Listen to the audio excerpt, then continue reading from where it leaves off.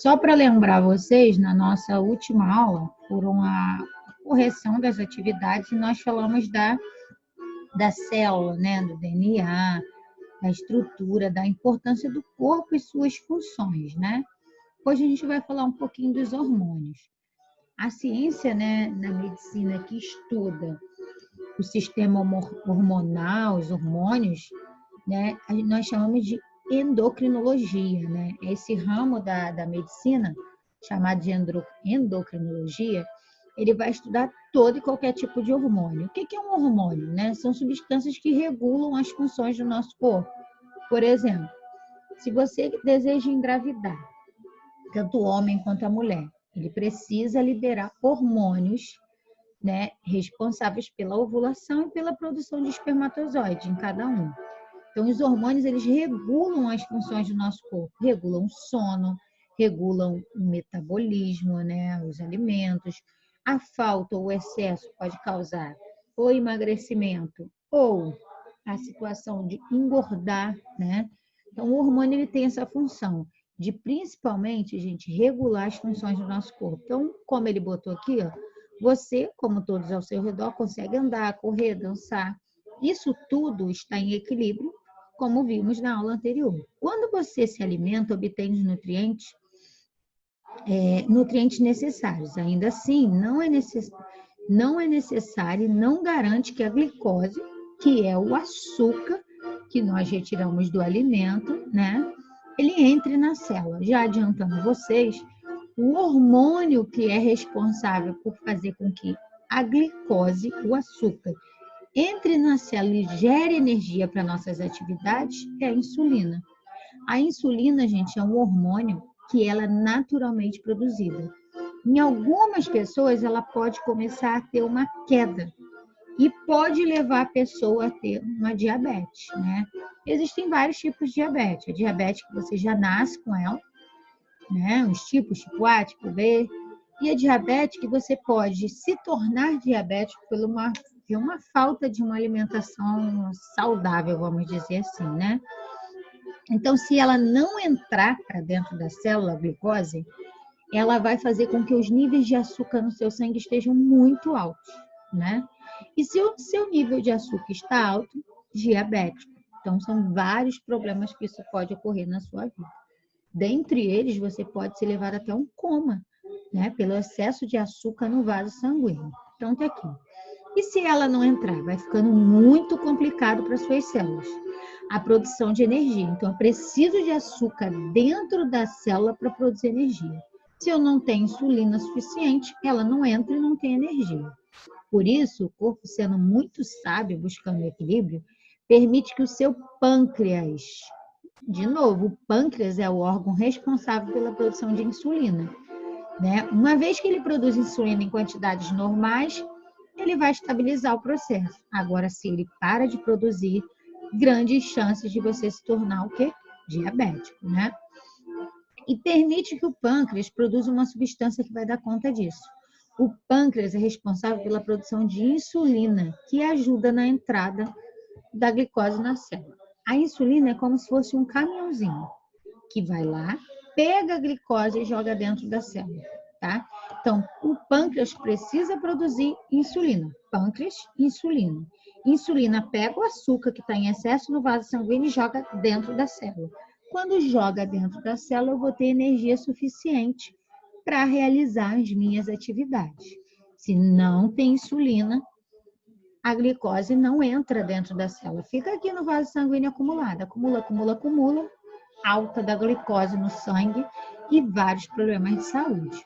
Então, pensamos junto, a glicose sozinha não entra na célula, não é? Mas com a ajuda dessa substância chamada insulina, ela tranquilamente entra lá no interior da célula. De forma geral, a insulina é produzida em uma parte do corpo, que é o pâncreas, que eu já falei, e é necessário para que as células de outras partes funcionem. Guarde bem esse exemplo. Aí aqui eu tenho os órgãos, ó, o pâncreas, que é ele que vai produzir insulina, que a insulina faz? Faz com que o açúcar entre para dentro da célula. Então, é como se o pâncreas produzisse a insulina e a insulina fosse um caminhãozinho que leva o açúcar para dentro da célula. Chegando dentro da célula, o açúcar ele vai gerar energia. Nós temos os órgãos aqui em cima, que é o fígado, o intestino grosso, o estômago, o intestino delgado. Mas hoje nós estamos falando do pâncreas, tá? Professor, o hormônio que existe é somente a insulina? Os hormônios são produzidos somente pelo pâncreas? Não, né? Nós vamos ver vários outros. Dentre eles, a tireoide, né? Que ele fica aqui nessa região, como vocês podem ver, e ele é responsável por regularizar o nosso metabolismo, tá? Então, nós vamos buscar uma situação. No nosso corpo, nós temos cálcio. Cálcio, gente, é aquela substância que tem no leite que vai fortalecer nossos ossos, né?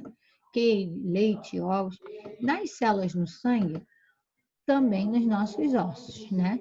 Elas se acumulam nos ossos e dão a resistência aos ossos. Então, por isso que não se quebra. No entanto, tanto os ossos quanto no sangue devemos ter quantidades adequadas de cálcio. Lembrando, nem muito e nem pouco. Eles não podem ser muito altos nem muito baixos. Um órgão chamado tireoide, né, que é esse aí que vocês estão vendo aí embaixo, ó, olha aí, produz uma substância que regulariza a quantidade de cálcio e fosfato que circula no sangue. E essa substância é chamada de calcitonina. Calcitonina, lembra a palavra cálcio. Cálcio da resistência aos ossos, né? O sangue não fica sobrecarregado de cálcio. Ela é produzida na tireoide e vai para o sangue, permitindo que regularize a quantidade de cálcio no sangue, ou seja, desses sais minerais, né? Então, normalmente, a tireoide vai regularizar essa quantidade de cálcio. A tireoide fica nessa região aqui, tá? O que é, então, a insulina produzida no pâncreas? E a calcitonina na tireoide tem em comum, né? Tanto uma quanto outra são substâncias que são produzidas em um órgão e atuam em outras regiões. Insulina é produzida no pâncreas, atua na circulação sanguínea, levando açúcar para dentro da célula. Tireoide, né, vai produzir a substância para buscar esse excesso de cálcio no sangue, né? Então, elas são chamadas de hormônios. Hormônios são substâncias que regularizam, né, as atividades no nosso corpo. A palavra hormônio é originada lá do hormão, que significa estímulo, excitação. Exercitar quer dizer sensibilizar, excitar, né? Ou seja, essa substância é produzida no órgão chamado glândula, ou tecido especializado, né? E aqui nós vamos ver produzindo estímulos, efeitos em outra parte do corpo. Elas regulam o crescimento ou funções de vários tecidos. Funções do sistema reprodutor, como eu falei no início da aula, né? O hormônio, por exemplo, progesterona e estrogênio, são hormônios especificamente produzidos no ovário, que é uma glândula. E o espermatozoide é produzido também no testículo, que também é uma glândula. E sem eles, não há possibilidade de reprodução, né? Então, hormônios são substâncias químicas específicas de ação em todo o corpo, que são produzidas em células especializadas, sendo transportadas pelo sangue e produzem efeitos específicos. Por exemplo, levar a glicose para dentro da célula, permitir a reprodução, retirar o excesso de cálcio da circulação. Então, cada hormônio vai ter uma função específica. Alguns hormônios são produzidos a partir do colesterol. Quem são? Os sexuais, tá, gente? É a gordura do nosso corpo. Então, tem que ter gordura? Tem, mas em níveis equilibrados, tá? Por isso, o colesterol, que é a gordura, é importante na nossa alimentação. No entanto, sem excesso, né? Porque ele pode surgir na gente doenças cardiovasculares, como entupimento, né, dos vasos sanguíneos, causando um infarto. Os hormônios são produzidos em pequenas quantidades e são secretados, liberados, né, na corrente sanguínea aos pouquinhos. A taxa dessa secreção vai variar de acordo com a necessidade do organismo. Quando eles encontram tecido-alvo, por exemplo, a insulina encontra o açúcar no sangue. Ela vai lá trabalhar, né? Mas ocorrem alterações, né? Eles precisam ser reconhecidos. Portanto, esse hormônio nos tecidos depende da quantidade de hormônio e a quantidade de resposta desse tecido. Eles desencadeiam e iniciam reações bioquímicas. Seus efeitos podem permanecer mesmo após os níveis desse hormônio terem diminuído. Ou seja, alguns hormônios podem ficar bastante tempo no corpo. outros podem ter um efeito muito rápido. Vou dar um exemplo que vai cair na próxima aula de vocês, na atividade, do hipotireoidismo, que inclusive eu descobri que tem, e do hipertireoidismo. Hipo, pouco. Hiper, muito. Hipotireoidismo, eu produzo pouco hormônio da tireoide, que é o T4 e T3. Hipertireoidismo produz muito T4 e muito T3. São dois problemas na tireoide que causam doença. Nem pode ser pouco e nem pode ser muito. Ele tem que estar em equilíbrio. O hipotireoidismo normalmente vai te causar cansaço, a pessoa tende a engordar, né? Alterações né? Cansaço, irritabilidade. O hipertireoidismo, ao contrário, esse metabolismo é muito lento, pode causar taquicardia, coração acelerado, você vai emagrecer além do normal, né? Então, os dois causam efeitos trágicos no nosso organismo. O que nós devemos fazer é o quê? Tentar regularizar. Quando o seu corpo não consegue regularizar a quantidade de T4, T3, né, da tireoide, você provavelmente vai tomar hormônios específicos, tá? Aqui, o que são e para que servem os hormônios, eles perguntam algumas questões e na próxima aula nós vamos ver alguns exercícios, né? Até chegar na aula 3, que é o trabalho do corpo que consome energia. A gente vai falar do consumo de energia, né? Só para relembrar, os hormônios, nós só falamos de alguns. Nós temos hormônios que nós chamamos de hipófise, né? Hipotálamo, né? Vários outros que não foram comentados aqui hoje, que são reguladores, são glândulas reguladoras do nosso corpo.